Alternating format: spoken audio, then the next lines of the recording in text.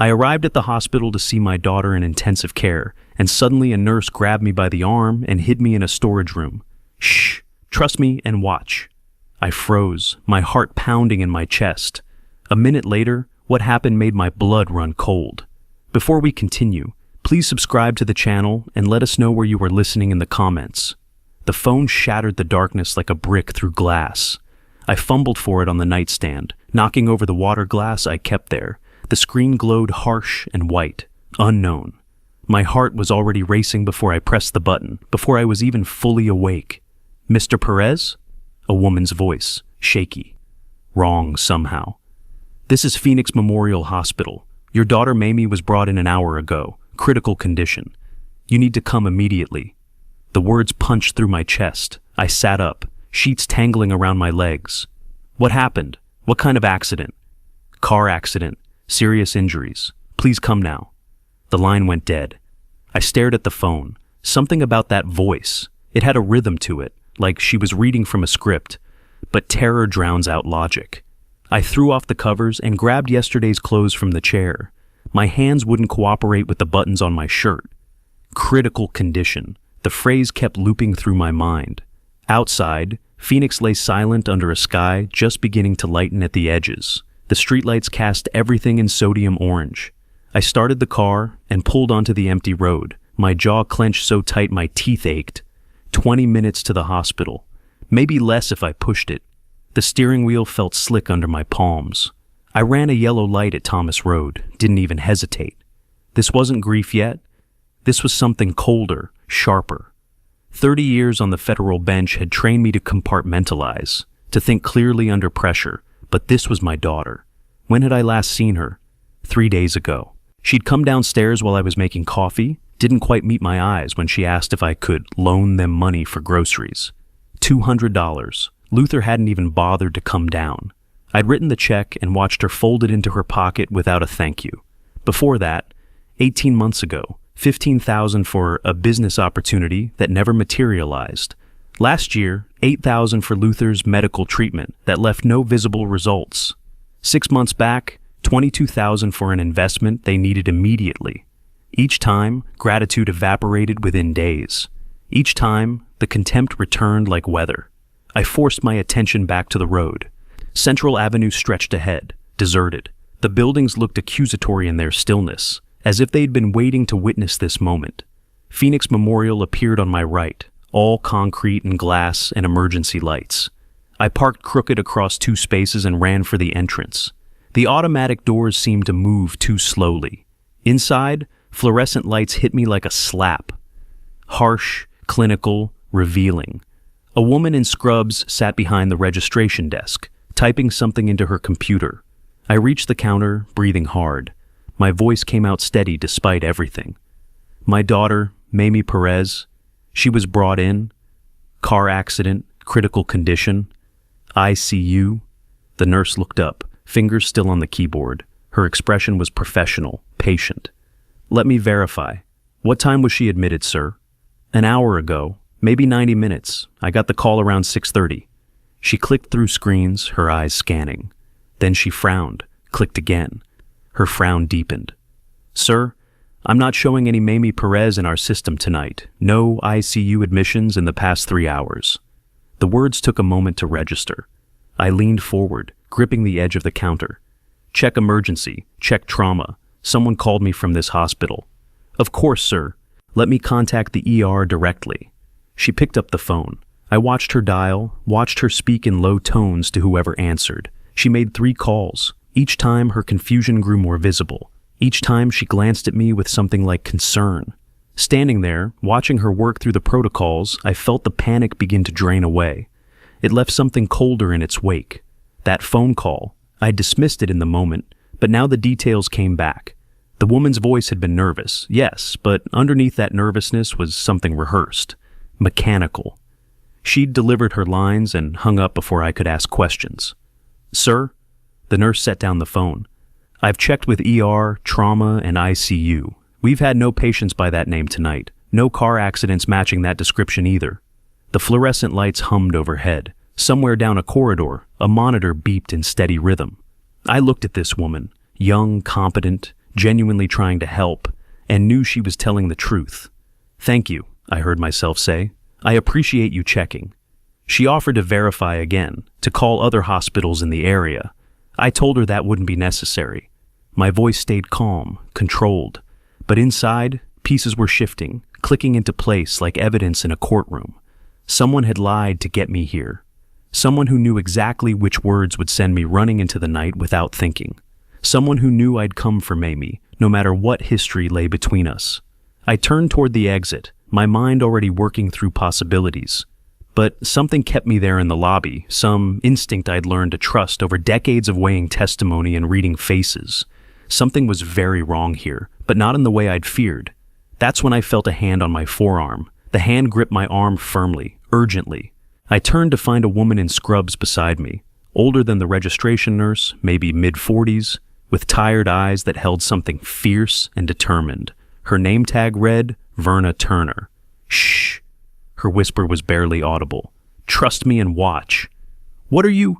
But she was already pulling me away from the desk, moving quickly down a side corridor. Her fingers were strong, insistent. I could have resisted. Should have, maybe. But something in her urgency made me follow.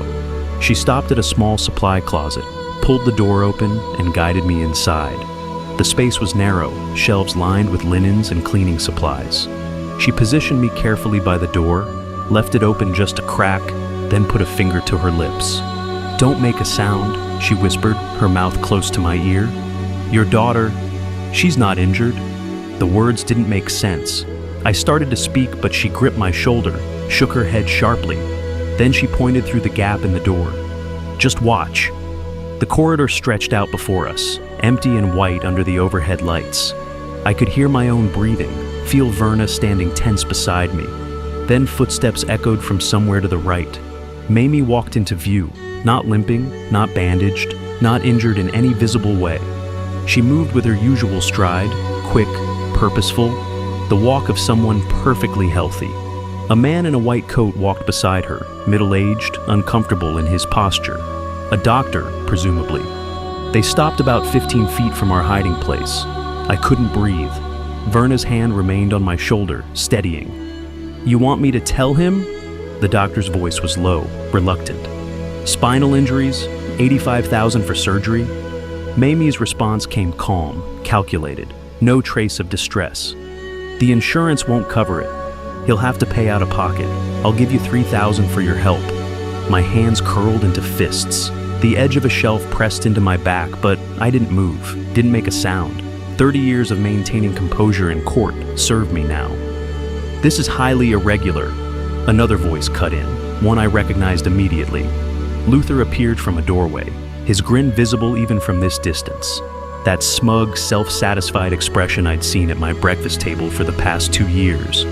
The old man will give everything he has to save his little girl. He actually laughed. "Trust us. He's good for it." The doctor shifted uncomfortably, but nodded.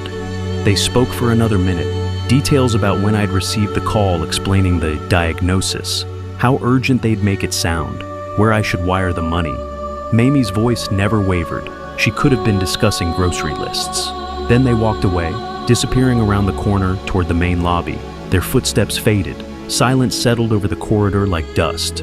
Verna released my shoulder and stepped back. I turned to look at her, really look at her. A woman coming off a long shift, exhaustion etched around her eyes, but standing straight with the kind of integrity that can't be faked. "I overheard them an hour ago," she said quietly. "They were in an empty patient room, planning this. I tried to find you before you got here, but..." She shook her head. "I'm sorry you had to see it this way." I discovered my voice still worked. It came out level, cold. "Don't apologize. You did me a service." We stepped out of the closet. The corridor was empty now, just harsh light and antiseptic smell and the distant beeping of monitors. I extended my hand. She shook it. "Would you be willing to testify about what you heard?" I asked. "If it comes to that." She met my eyes. "Yes," without hesitation. I thanked her, asked for her contact information. She wrote it on a piece of paper from her pocket, neat handwriting, decisive strokes. Then I walked toward the exit, measuring each step, not rushing, not fleeing, just moving with purpose. The parking lot was lighter now, dawn breaking pink and gold over the mountains east of the city. I found my car where I'd left it, crooked across the painted lines. Got in, locked the doors. Then I allowed myself one moment. My hands gripped the steering wheel, knuckles white, breath coming hard and fast. The rage felt physical, a living thing trying to claw its way out of my chest. I let it rise, let it peak, then forced it back down, pushed it into a box and closed the lid. Emotion was useless. Emotion made you sloppy. I sat there as the sun continued its climb, painting the hood of my car in shades of copper. My daughter, my only child, had just tried to extort $85,000 from me, using a fake medical emergency. Luther, that parasite who'd moved into my house like he owned it, was not just complicit, but gleeful about it. They thought I was weak, old, easy prey. They had miscalculated. 30 years as a federal judge had taught me many things. How to read people, how to build an airtight case, how to execute judgment with precision. And most importantly, the best revenge isn't hot and immediate. It's cold, methodical, and devastating. I started the car. The engine turned over smooth and quiet. I had work to do, plans to make. But first, I needed to go home. They'd be expecting me to return panicked, desperate, ready to hear about Mamie's injuries and open my checkbook. Let them wait. Let them think their trap had worked. I pulled out of the parking lot and headed east, driving carefully now, observing every speed limit. The morning traffic was beginning to build. Phoenix was waking up around me, oblivious. People heading to jobs, to coffee shops, to ordinary Saturday errands. My Saturday was going to be anything but ordinary. I had a daughter to ruin. The next day, I drove back to Phoenix Memorial. Morning traffic moved sluggishly along Central Avenue. I used the time at red lights to practice in the rearview mirror, worried father, confused elder, desperate to help. The expressions felt foreign on my face. None of it was real. All of it was necessary. I parked in the same lot where panic had driven me 30 hours earlier. This time, my hands were steady on the wheel. I'd spent the previous day in my study, thinking, planning, letting the shock crystallize into something useful. Now came the performance. Dr. Graham waited in a consultation room near the ICU. Middle-aged, graying at the temples, the kind of bland professional face you forget 5 minutes after meeting. He gestured to a chair, and I sat, leaning forward like a man searching for hope. He clipped films onto a lightboard, MRI scans, supposedly of Mamie's spine. I studied them carefully. 30 years reviewing medical malpractice cases had taught me what real spinal trauma looks like. These were generic stock images, the kind medical students practice reading. The resolution was wrong. The anatomical markers didn't match. Mr. Perez, Graham's tone carried practiced gravity. Your daughter has severe spinal compression at C5, C6. Without immediate surgical intervention, she risks permanent paralysis. I blinked slowly, manufactured confusion crossing my features. But the accident. How did this happen? The impact caused vertebral displacement. He said it smoothly, confidently, too confidently. We need to operate within 72 hours. The cost is $85,000. Insurance classifications exclude this as elective stabilization. I let my hands tremble slightly as I gripped the armrests. 85. That's everything I have saved. Graham's expression remained neutral, but I caught it. The briefest flicker of satisfaction in his eyes. He was calculating his cut. He led me down the corridor to Mamie's room. She lay propped against pillows, wearing a neck brace positioned completely wrong for any actual cervical injury. Her face was arranged in brave suffering, but I saw what she couldn't hide. The gleam of anticipation, the slight curve of her lips when she thought I wasn't watching. Dad? Her voice came out weak, strained. Don't worry about the money. I'll be fine. I moved to her bedside, reached for her hand. She flinched, just slightly involuntarily, before accepting it. The brace held her head at an angle meant to look vulnerable. The pillow arrangement was for comfort, not medical necessity. Everything was theater. Don't talk like that, I said, letting my voice crack. You're my daughter. Of course I'll find the money. Her eyes glistened. Real tears this time, I realized. Not from fear or pain, from excitement. I don't want you to sacrifice everything for me. The words tasted like ash in my mouth. You're all I have left. The door opened and Luther walked in, his expression arranged in concern. He placed a hand on my shoulder, heavy, possessive. I fought the urge to shove it off. "Jesse, we can figure this out." His tone was sympathetic, but his eyes were calculating the payout. "You have equity in the house, right? A loan against that could cover—" "A loan?" I interrupted, uncertainty flooding my voice. "At my age, the payments—" "Temporary measure." Luther's grip tightened slightly. "Once Mamie recovers, she'll be working again. We'll help you pay it back." The lie hung in the air between us, obvious to me, invisible to him. "I'll talk to the bank," I said quietly. Dr. Graham stepped forward with paperwork, acknowledgement of consultation, consent forms for procedures not yet scheduled. My hands shook as I signed. The shaking was manufactured but looked real enough. I dropped my pen once, apologized, fumbled with my reading glasses. Luther and Mamie exchanged a glance. The old man is falling apart. At the door, I turned back. 2 days. I'll have the money in 2 days. Graham nodded solemnly. "Time is critical, Mr. Perez." "I understand." I met Mamie's eyes. "I won't let my daughter down." Walking down the corridor, I passed the nurse's station. Verna Turner stood there reviewing a chart. Our eyes met briefly. She gave me an almost imperceptible nod. That silent communication steadied something inside me. I had an ally, a witness, someone who'd seen through their performance before I had. I continued toward the exit, moving slowly like a man carrying unbearable weight. Behind me, voices drifted from Mamie's room. They thought I was out of earshot. Luther's quiet laugh carried down the hall. "Told you it would work. He's completely broken." Mamie's response was barely audible. "Keep your voice down. We need to wait until the money clears." "Relax. The old man won't suspect anything until it's too late." In my car, I sat without starting the engine. Let the performance drain away. My reflection in the rearview mirror showed my real face, cold, analytical, determined. Then I pulled out my phone and made the first call. "Roberts and Associates," the receptionist answered. "I need an appointment with Wallace Roberts, estate planning, today if possible." "Let me check his schedule, sir." I waited, watching the hospital entrance in my side mirror, planning my next moves. They wanted my money, fine. But first, I needed to protect everything they thought they'd inherit. The receptionist returned. "Mr. Roberts has an opening at 4 this afternoon." "I'll take it." I started the car and pulled out of the parking lot. 2 days, I'd promised. That gave me 48 hours to build my defenses. They had no idea what was coming. The law office of Roberts and Associates occupied the second floor of a brick building in downtown Phoenix. I arrived at 4 sharp, was shown into Wallace Roberts' office within minutes. He was younger than I'd expected. Maybe 45, professional suit, no wedding ring. Good. Fewer complications. "Mr. Perez?" He shook my hand, gestured to a leather chair. "You mentioned estate planning on the phone. What can I help you with?" I'd found him through the State Bar Association directory. No prior relationship meant no questions about sudden changes. "I need to revise my will, immediately." Roberts didn't blink. Estate lawyers rarely ask why. "Of course.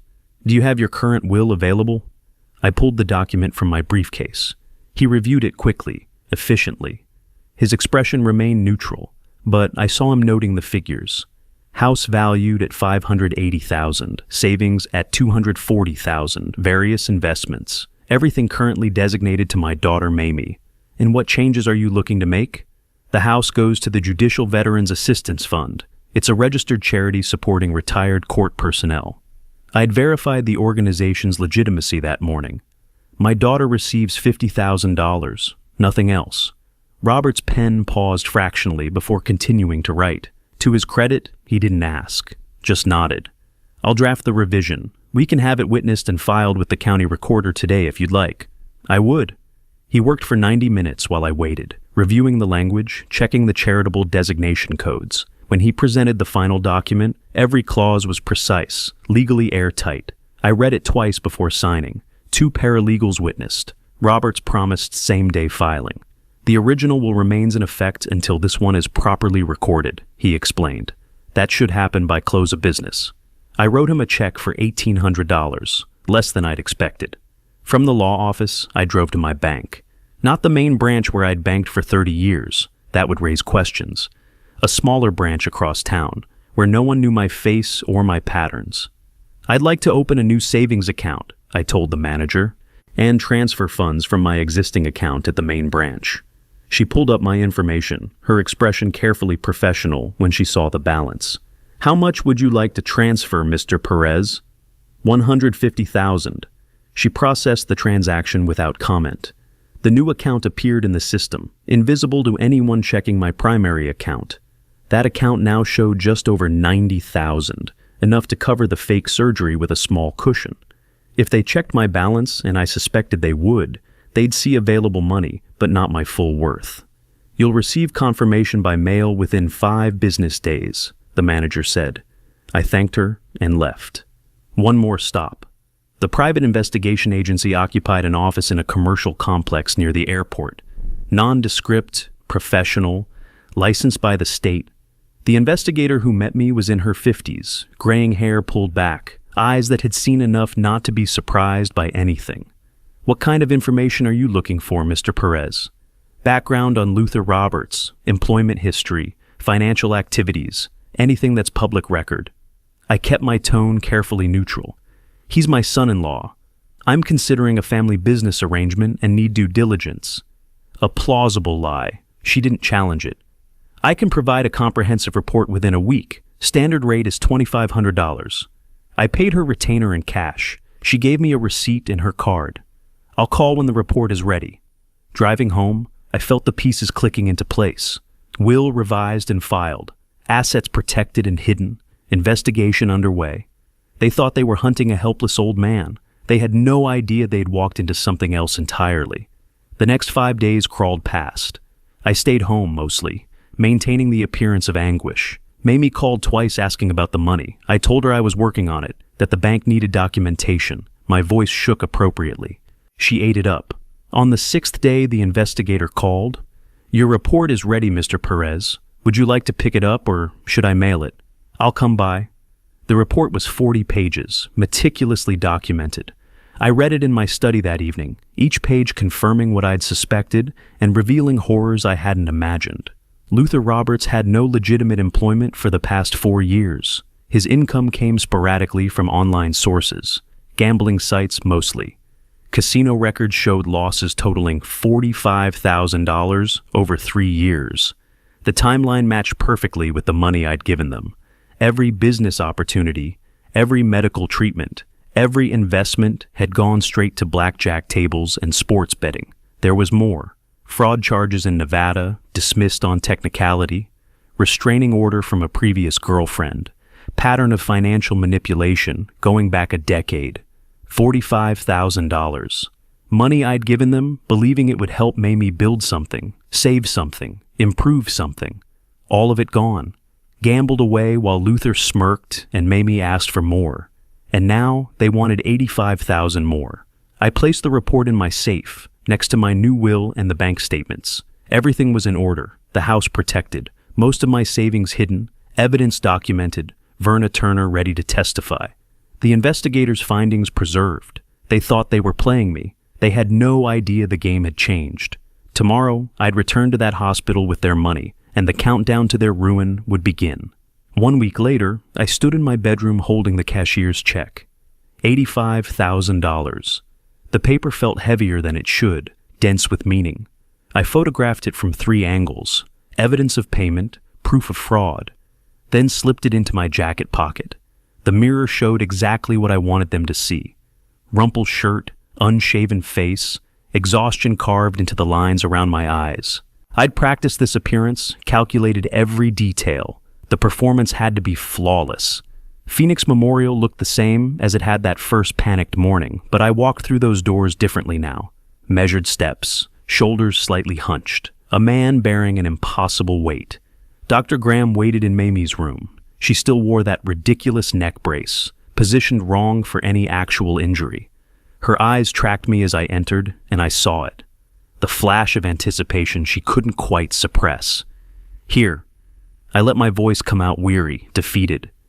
Everything I could manage. The bank processed it yesterday. Graham took the check, examined it with rehearsed solemnity. A nurse stood in the doorway. another witness to this transaction, another piece of evidence clicking into place. Mr. Perez, you're giving your daughter a second chance at life. The irony burned my tongue.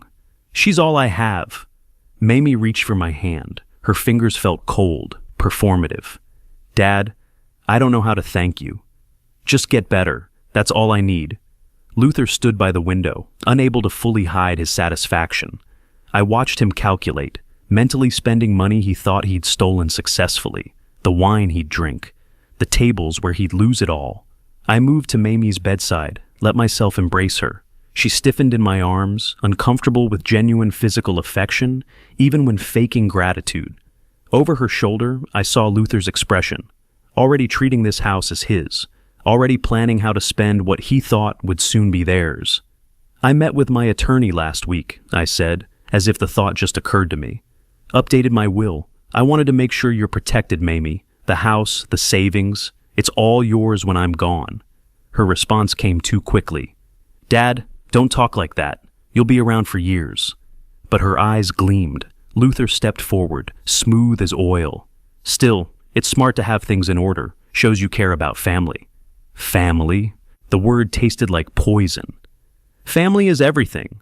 Graham assured me the surgery would happen in 3 days. He'd call with updates.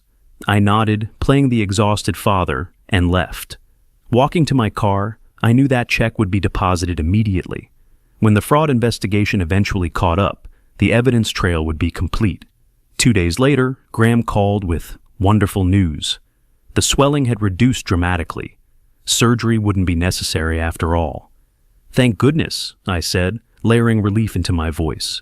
So, the $85,000, the hospital will process the refund through insurance adjustments. He delivered the lie smoothly. Complex procedure, but you'll see most of it back eventually. Another lie to document, another nail in their collective coffin.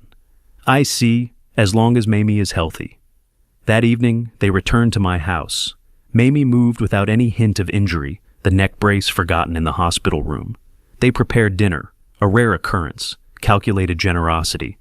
The pot roast filled the kitchen with smells from better times, times when family meant something other than predators circling prey. Dad, sit down, Mamie said, overly cheerful. We're making your favorite. You didn't have to go to this trouble. Luther poured wine without asking, expensive bottles from my cabinet. After everything you did for us, it's the least we can do. I watched them move through my kitchen like they owned it. Mamie rearranged the furniture slightly, small territorial claims. Luther opened drawers, checking contents, taking inventory, already planning the estate sale. I'm just glad you're safe, Mamie. She hugged me, whispered thanks for saving her life. The lie wrapped around us both, suffocating. I returned the embrace, playing my role, counting the hours until they'd reveal their true intentions. Late that night, I lay motionless in my bedroom. The wall I shared with the guest room was thin, deliberately so when I'd chosen which room they'd occupy. My phone rested on the nightstand, recording application running silently. Their voices came through clearly. They weren't even trying to whisper. 85 grand, just like that. Luther's excitement carried through the drywall. When the old man dies, we get everything. House is worth, what, 580? Plus whatever's in savings. Could be years, though. Mamie's voice calculating. He's healthy for his age. So we speed things up. Luther's tone shifted, darker now. That senior home, Sunny Vista or whatever. Get him committed, declared incompetent. Then we have power of attorney, control everything. Silence. Then Mamie, hesitant but agreeing. Or, there are other ways. Make it look natural. Old people fall downstairs all the time. Luther laughed, actually laughed. Now you're thinking, either way by summer, this place is ours. I lay in the darkness, phone recording every word, and felt something settle inside me. They'd crossed a line I hadn't expected them to cross. This wasn't just theft anymore. This was planning harm, planning my death or imprisonment. My only child and the parasite she'd welcomed into our lives, discussing my murder like a grocery list. The recording continued. I let it run until their voices faded to silence, until I heard Luther's snoring through the wall. Then I saved the file, encrypted it, backed it up to 3 locations. Evidence, documentation, proof. They thought they'd won. They had no idea the game had changed completely. Over the following weeks, the pressure intensified. I found the first senior living facility brochure on the kitchen counter 3 days after their late-night conversation. Sunny Vista Retirement Community. Glossy photos of smiling elderly residents, spacious rooms, comprehensive care for your loved ones. Subtle, calculated, more appeared throughout the week. On the coffee table, beside my reading chair. Inside the newspaper I read each morning. Each brochure highlighted different features: memory care units, assisted living, full medical supervision. The message was clear. Mamie raised it at breakfast one Tuesday morning, her voice carefully concerned. "Dad, I've been thinking, this house is getting too much for you to manage. Yard work, repairs, all those stairs." I looked up from my coffee, playing confused. "I've managed fine for 30 years. But you're not getting younger?" Luther joined in, his tone patronizing. "What if something happened? You're here alone most days." "You're both here. I'm not alone." Luther leaned forward, elbows on my table, invading my space. "We can't watch you every minute. What if you fell, forgot to turn off the stove?" The implied threat hung in the air. I let my hands tremble slightly around my coffee cup. "I haven't been feeling well lately. Can we talk about this another time?" Their eyes met across the table. Satisfaction passed between them. "The old man is cracking." "Of course, Dad." Mamie reached over, patted my hand. "We just want what's best for you." That afternoon, while they were out, Luther at wherever he pretended to work, Mamie running errands, I met the private investigator at a coffee shop downtown, different location, away from their surveillance. She slid a folder across the table, thicker than the first report. "Your son-in-law is in serious trouble," she said quietly. $18,000 to a bookmaker named Rodrigo Sanchez. Non-regulated gambling debts. Deadline is end of May. I flipped through the documentation. Text messages, betting records, increasingly threatening communications. How serious? Text messages mention consequences. "These people don't go through courts." She paused. "And there's more. Your daughter tried to get power of attorney over your bank accounts 2 weeks ago." My coffee went cold in my hands. "The bank caught it?" "They called you for verification. When you denied it, they flagged the account. I have copies of the forged documents." She produced them, my signature, perfectly duplicated. Forms that would have given Mamie complete control of my finances. She'd signed as witness. Luther had notarized it, using credentials he didn't have. "They're escalating," the investigator said. "Whatever you're planning, do it soon." I paid her another $500, took the folder, and drove home. In my study, I added these documents to my growing collection. The evidence filled 2 accordion files now: hospital fraud, gambling debts, forged power of attorney, recorded threats. Each piece carefully labeled, dated, cross-referenced. But I wasn't ready to act yet. I needed them to commit fully, to eliminate any possibility of retreat. So, I performed decline. At breakfast, I'd ask what day it was. "Mamie, what day is today?" "Tuesday, Dad, April 8th. "Tuesday?" I thought. I'd trail off, confusion clouding my features. Never mind. The glances they exchanged were electric with satisfaction. Luther could barely hide it. "You seem more forgetful lately, Jesse. Maybe that checkup is a good idea." The checkup. Mamie had scheduled it without my consent. Appointment at the Senior Assessment Center for Thursday at 10. A diagnostic evaluation, she'd said. First step toward determining competency. I refused gently, playing weak rather than defiant. "I'll think about it." Her frustration showed through her concern. "Dad, you need to take your health seriously." "I will, I promise." I had no intention of going. That evaluation would be real, performed by actual medical professionals. My act wouldn't survive professional scrutiny. Luther grew more aggressive as April progressed. Each manufactured moment of forgetfulness, leaving my wallet somewhere visible, then searching for it, asking if I'd eaten lunch when they knew I had, was met with increasing contempt. "This is getting ridiculous." He barely controlled his anger. "You can't even remember where you put your wallet." "I'm sorry." I kept my voice apologetic, uncertain. "It was just, I thought I left it." "You're becoming a liability." Luther stood over me, using his height to intimidate. "What happens when you forget something important? Leave the door unlocked, wander off?" Mamie played gentler, enabling his aggression. Luther, don't be harsh, but Dad, he has a point. Maybe supervised living would be better. Better for them. A facility where I'd be isolated, medicated, stripped of autonomy, where accidents could happen without witnesses, where deaths were expected, unremarkable.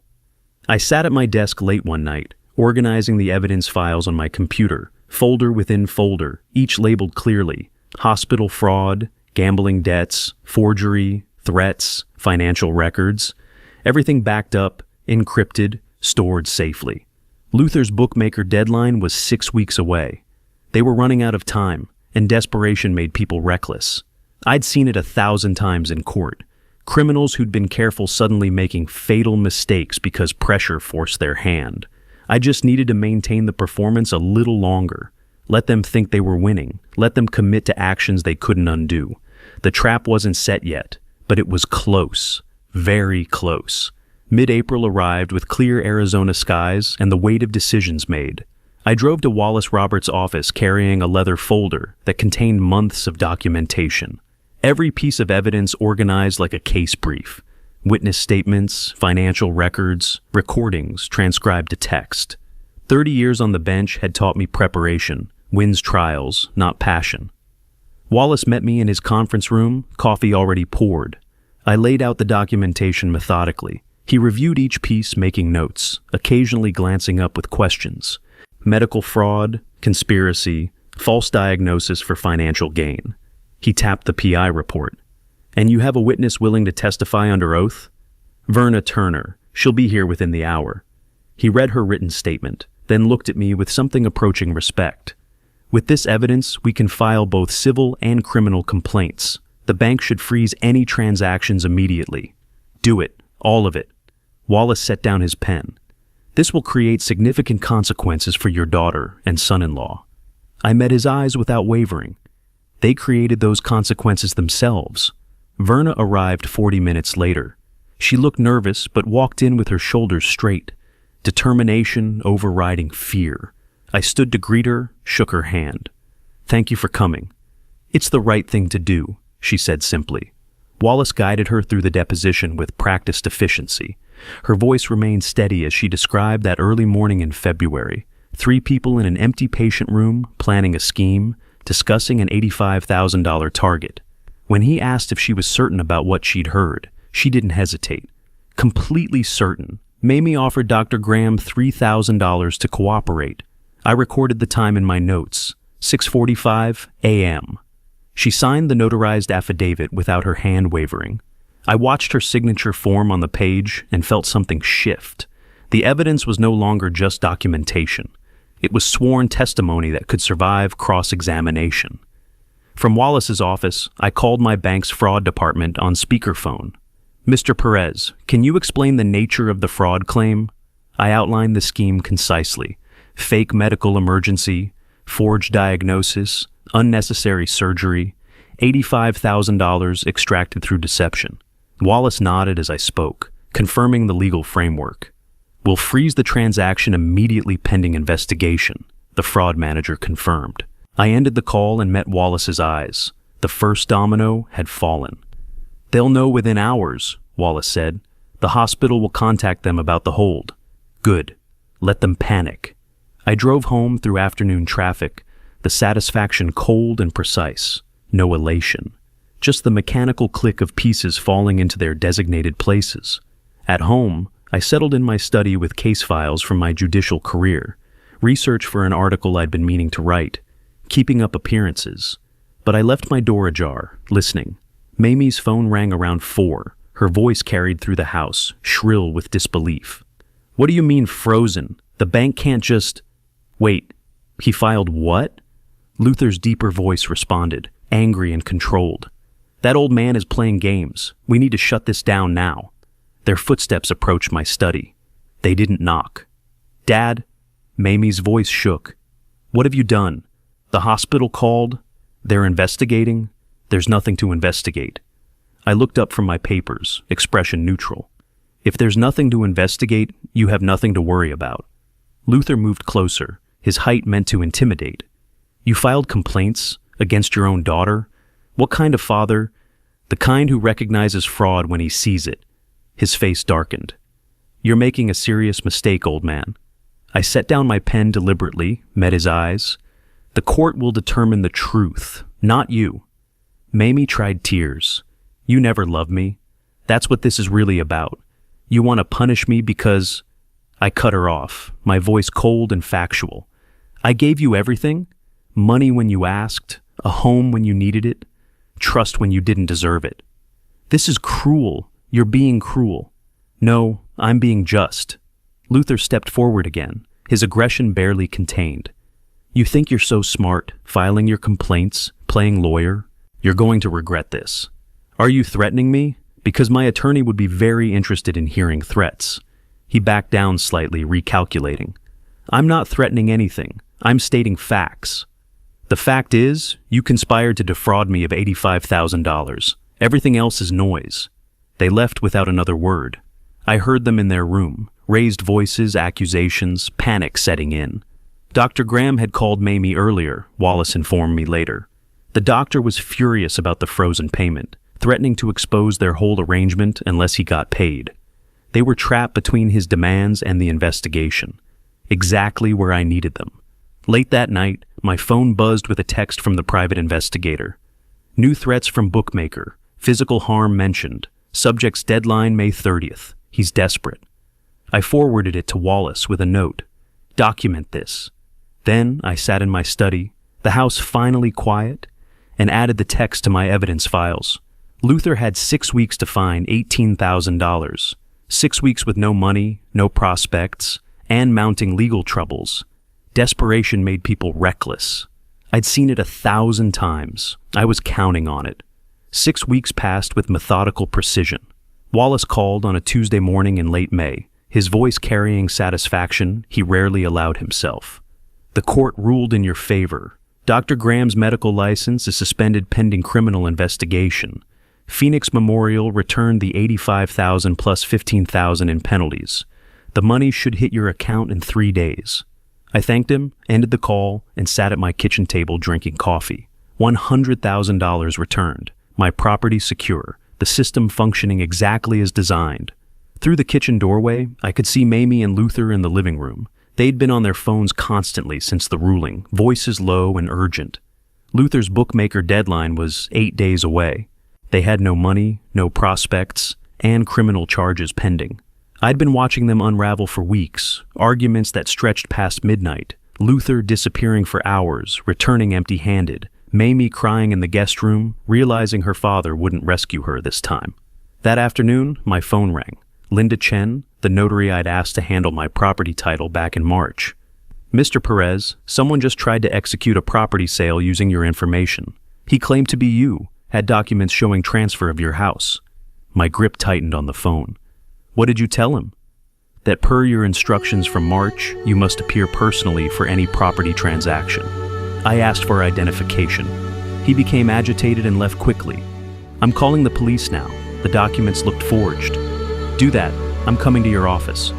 I grabbed my car keys. In the living room, Luther's jacket hung over a chair. I checked the pockets, empty.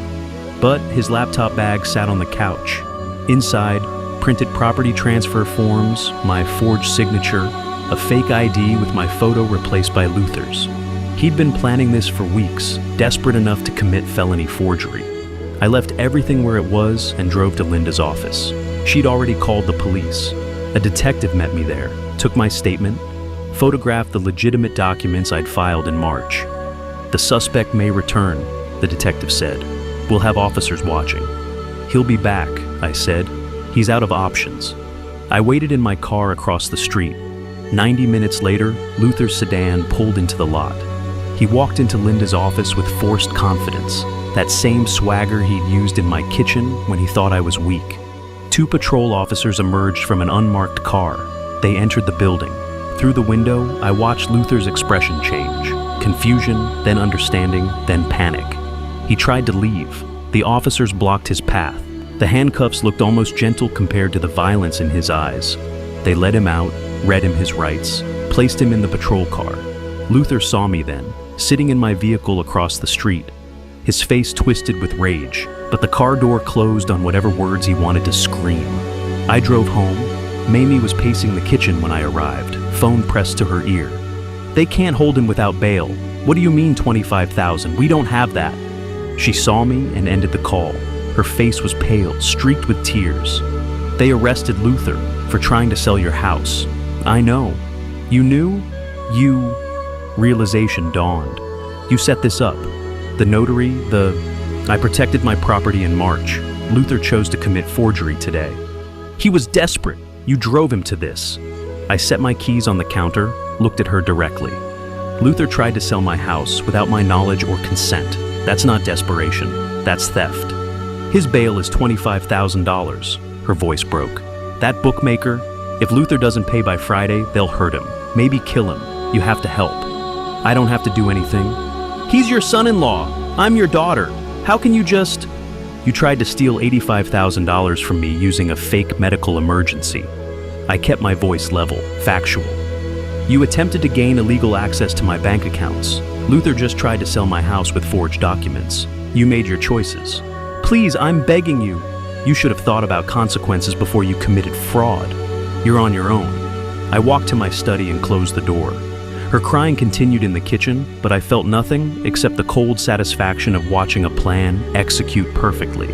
My phone buzzed with a text from Wallace. "Police called. Luther arrested for forgery and attempted fraud. Both felonies. Won't make bail. Trial in 6 weeks." I replied, "Document everything." The house grew quiet as evening settled. Mamie left. Where? I didn't know or care. Luther sat in jail. My money was being returned. My property was secure. The legal system I'd served for 30 years had functioned exactly as it should. Fraud was exposed, criminals were caught. Evidence was properly documented and presented.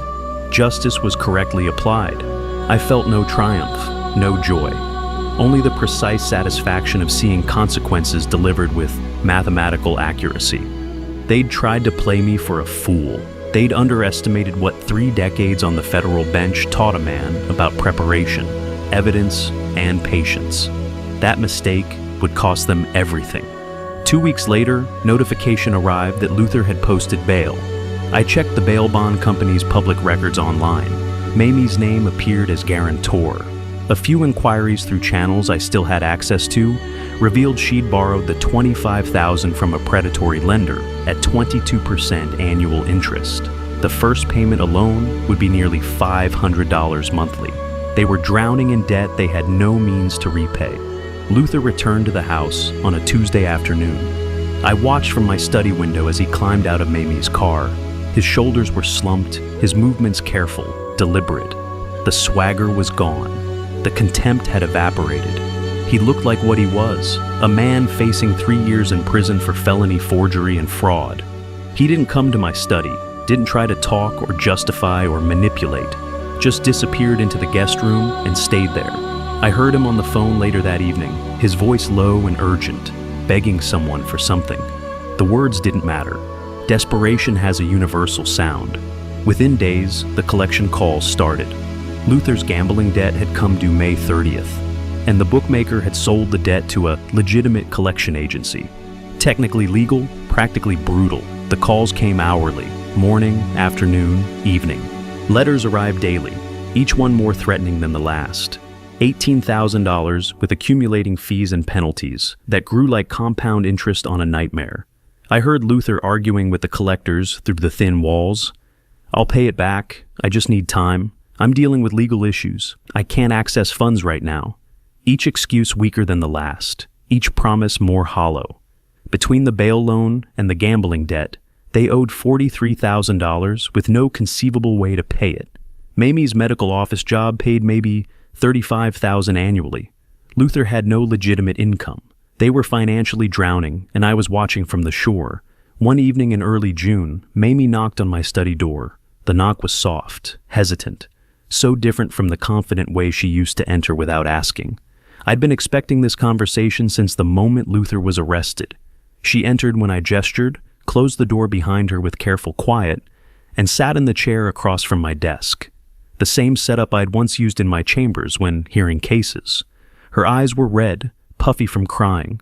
Her hands twisted in her lap, wringing an invisible towel. She looked diminished somehow, smaller than I remembered. "Dad," her voice cracked on the single syllable. "I need to tell you everything. The hospital thing. It was fake. All of it. The injury, the surgery, the money. I planned it with Luther and that doctor." "I know." She looked up, shocked. Her mouth opened, but no sound came out for several seconds. "You knew? Then why did you—" "I needed you to commit fully to your fraud. Evidence requires completed actions, not just intentions. A judge doesn't convict on thoughts, only deeds." Her face crumpled like paper under flame. "I'm so sorry. I was stupid, greedy. Luther convinced me we needed money, that you had so much, that it wouldn't really hurt you. He said you'd never miss it. Don't blame Luther for your choices. But you're 38 years old, Mamie. You made every decision yourself. Luther didn't force you to fake an injury. He didn't force you to lie to my face while I held your hand. Those were your choices." She tried different approaches then. Tears, apologies, explanations about financial pressure, and Luther's debts and how scared she'd been. None of it moved me. I'd spent 30 years watching criminals employ every manipulation tactic imaginable. I recognized them all. The tears were real, but the remorse was selective. She regretted getting caught, not the crime itself. "You had countless opportunities to be honest," I said, my tone measured and final. "Every time I gave you money, you could have shown gratitude instead of contempt. Every time you lived in my home, you could have shown respect instead of entitlement. Instead, you chose deception at every turn. I made mistakes. People make mistakes. Families forgive. You can forgive me. Forgiveness doesn't erase consequences. You committed fraud, multiple times, against your own father. You discussed my death like a business opportunity. You tried to steal my property. These aren't mistakes, Mamie. These are crimes. So what? You're just going to abandon me? Your only daughter?" The question hung in the air. I let it sit there, let her hear how hollow it sounded. "You abandoned any claim to my support when you conspired to steal $85,000 from me using a fake medical emergency. You abandoned it further when you forged documents to gain access to my bank accounts. You abandoned it completely when you and Luther discussed putting me in a facility or causing an accident so you could inherit faster." Her face went pale. "You heard that?" "I heard everything." I opened my desk drawer and removed 2 documents. The first I slid across to her, an eviction notice dated June 5th, filed with the county, legally unassailable. My attorney had ensured every word complied with Arizona landlord-tenant law. "You have 30 days to find other accommodation. This notice is filed with the county. It's legally binding." Luther appeared in the doorway, drawn by Mamie's rising voice. His face was haggard, unshaven. "You're evicting us? Your own family?" "You're not my family. You're criminals who happen to share a name and a roof with me temporarily. That roof is being removed in 30 days. Mamie's hands trembled as she read the notice. July 5th. Official stamp. County clerk's signature. Irrevocable. Where are we supposed to go? We have no money. The bail loan, Luther's debts. We're barely surviving. That's a problem you created through your choices. You'll need to solve it through your choices. I pulled out the second document, my revised will, properly notarized and filed. Since you were both so interested in my estate planning, I thought you should see the current will, dated March 15th, 3 weeks before any of this became public. Luther snatched it from the desk, read quickly, his eyes scanning faster as he reached the relevant sections. His face darkened, veins visible at his temples. "A charity? You left the house to a charity?" "The Judicial Veterans Assistance Fund, an organization that helps retired court personnel, people who dedicated their lives to justice instead of undermining it." Mamie found the section detailing her inheritance. Her finger traced the line, as if hoping the words would change. 50,000? That's all I get? The house is worth almost 600,000. More than you deserve, frankly. But I made that decision before I knew the full extent of your betrayal.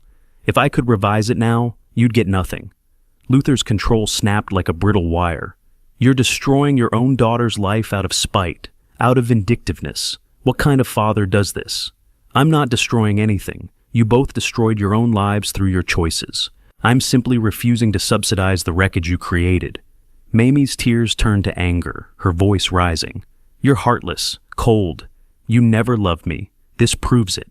A real father would help, would forgive, would what? Fund your next scheme? Pay off Luther's gambling debts? Pretend you didn't try to extort nearly $100,000 from me? Ignore that you discussed my death like a business transaction?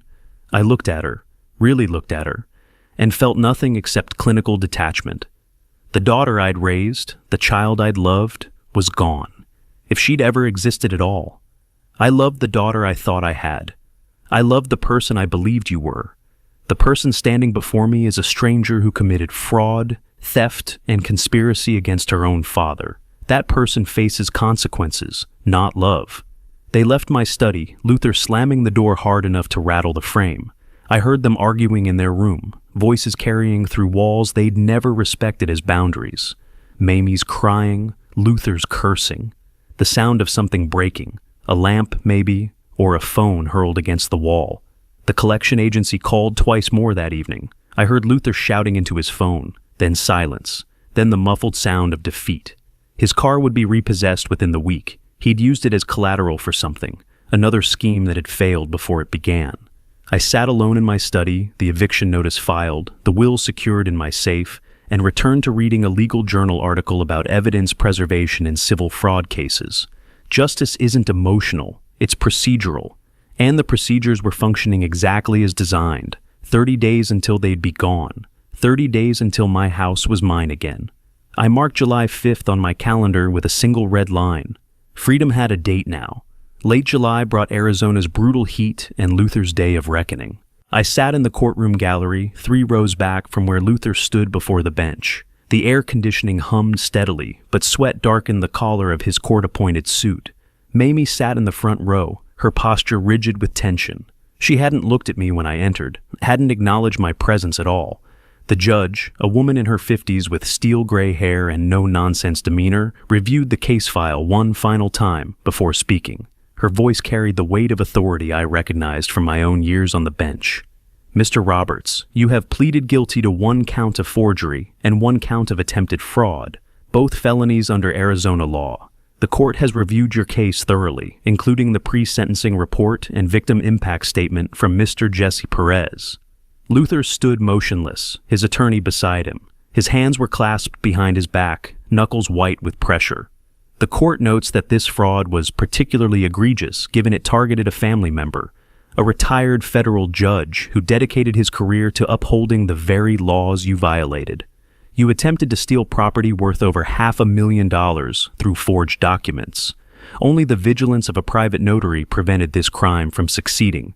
The judge paused, adjusted her glasses, and delivered sentence. 18 months supervised probation, $10,000 in fines payable within 12 months, $5,000 in restitution to Mr. Perez, payable immediately. Community service, 200 hours to be completed within the probation period. Criminal record, permanent felony conviction. Luther's shoulders sagged slightly, but he nodded acceptance. No prison time. The judge had shown mercy given his lack of prior convictions. But his life was effectively over in any meaningful sense. No legitimate employer would hire a convicted felon. His credit was destroyed beyond repair. The felony would follow him everywhere. Job applications, housing applications, loan requests, a scarlet letter in digital ink. Additionally, the judge continued, I'm ordering a 3-year restraining order. You are prohibited from contacting Mr. Perez or approaching within 500 feet of his residence. Violation will result in immediate incarceration. I left the courtroom before Luther was released from the defendant's table. Didn't need to see his face or hear whatever words he might want to say. The sentence was entered into public record, permanent and irrevocable. That was sufficient. The eviction had executed precisely on July 5th, exactly 30 days after I'd served notice. I'd deliberately been at Wallace's office when they moved out.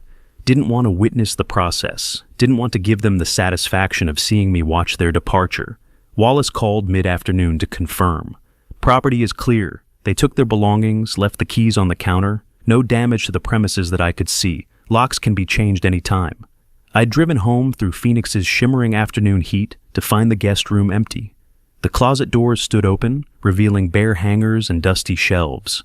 They'd taken their belongings and left my house keys on the kitchen counter in a small pile. No note, no final words. Just the metallic accusation of abandoned keys. I picked them up and dropped them in the trash. Then I hired a cleaning crew that afternoon. They arrived within 2 hours, a team of 4 who scrubbed every surface Mamie and Luther had touched, shampooed carpets that held their footprints, wiped away fingerprints and presents from door frames, light switches, kitchen counters. The house smelled of industrial cleaner and fresh starts. Painters came the next day. I'd chosen the colors carefully, soft grays and warm whites, nothing like the colors they had lived with. Fresh coats on every wall they had touched, erasing their stains with each roller stroke. The guest room became an office. Their bathroom became a storage space. I was rewriting their existence in my home, one brushstroke at a time. The locks were changed on day 3. A locksmith spent 2 hours installing new deadbolts, changing the security system codes, reprogramming the garage door opener. New keys that had never touched their hands. New codes they'd never known. The house sealed against intrusion, protected against return. Now, in mid-August, I stood on my back patio watching the sun set over Phoenix.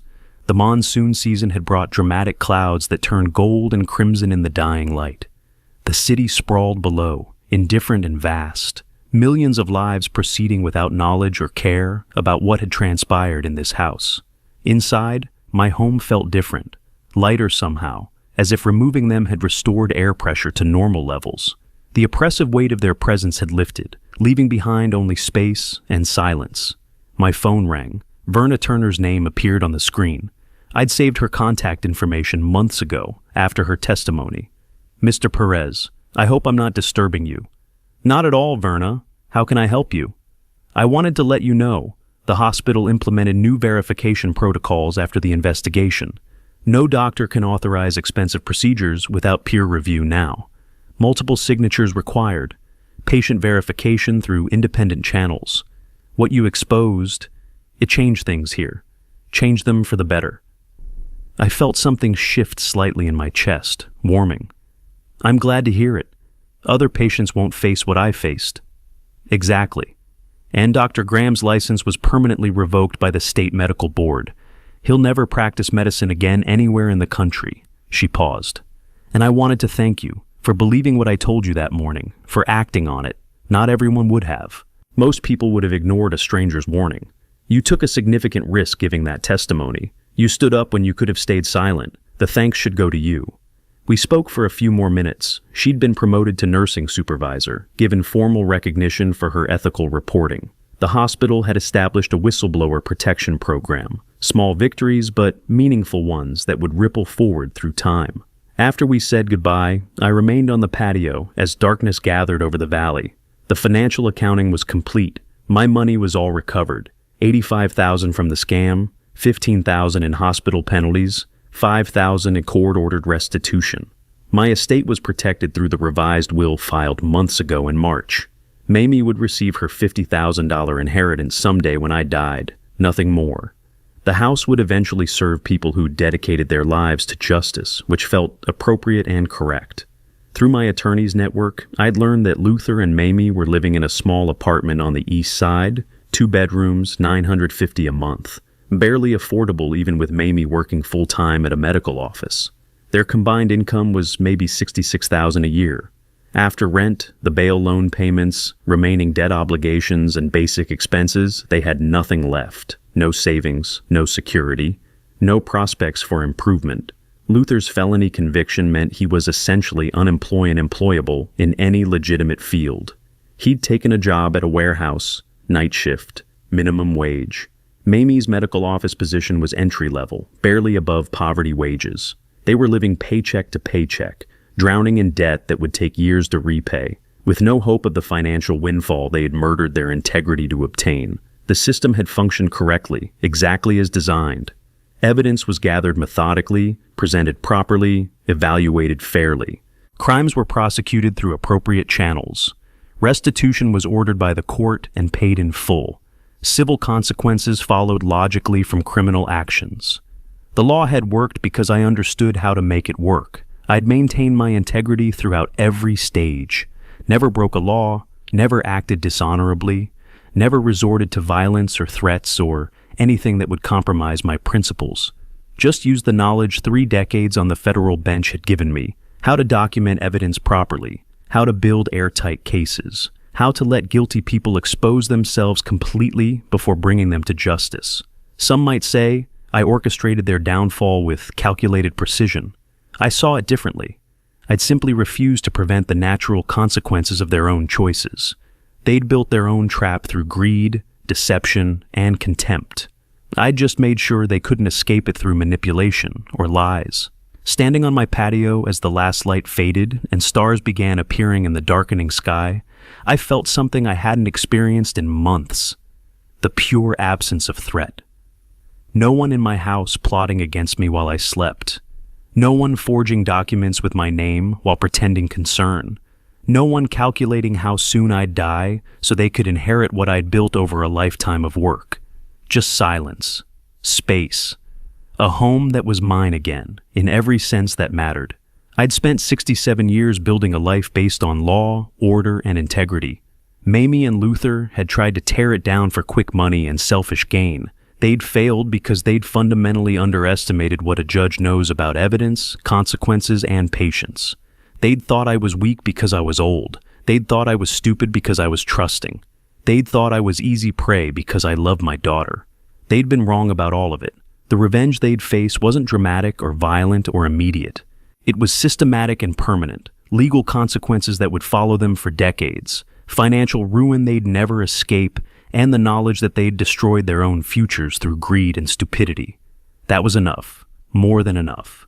I went inside, locked the new door with the new key, and settled into my chair with a book I'd been meaning to read. My house, my peace, my life restored to what it should have been all along. Outside, Phoenix continued its evening routine, indifferent and eternal. Inside, justice had been correctly applied by someone who understood how justice works, and I could finally rest. If you like this story, please like this video, subscribe to the channel, and share your impressions of this story in the comments. To listen to the next story, click on the box on the left. Thank you for watching.